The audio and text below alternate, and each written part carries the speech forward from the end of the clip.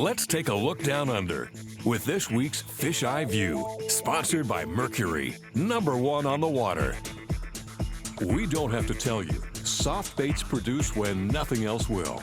Some of the best effectively replace live bait. One taste and they'll come back for more.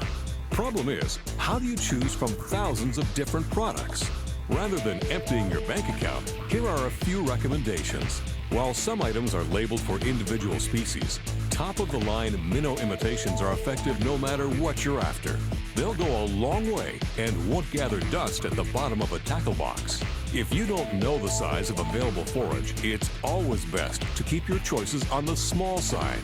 Big baits for big fish is certainly true, but at the same time can drastically reduce overall action.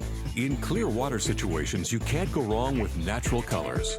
Even so, color is often secondary to size and profile. You don't see too many crayfish that look like this, but they work.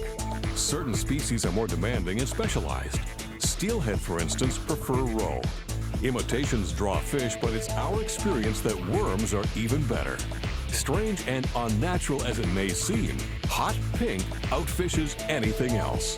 The good news is you don't have to spend a lot of money. All you need are a few intelligent choices. During a recent trip for bass, we learned of a nearby brook trout lake.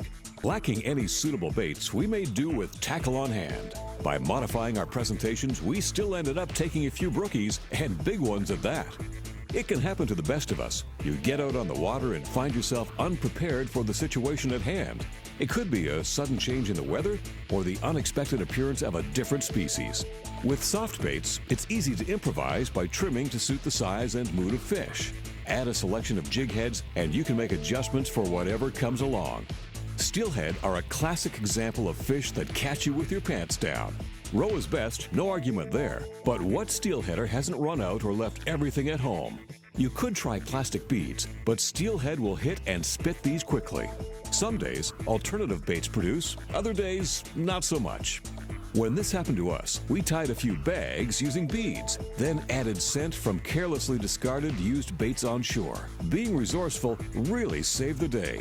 Once, on a wilderness campover for largemouth, raccoons ate all our soft baits the first night. Rather than giving up, we sacrificed our gourmet dinner to create a few replacements. Whenever you're caught in a pinch, improvise, and you'll save the day every time.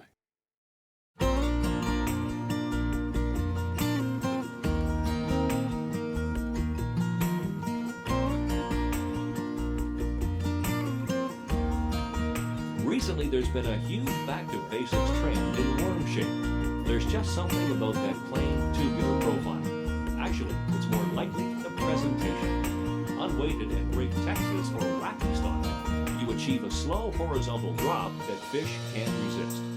Unfortunately, nothing lasts forever, and eventually they're ready for retirement.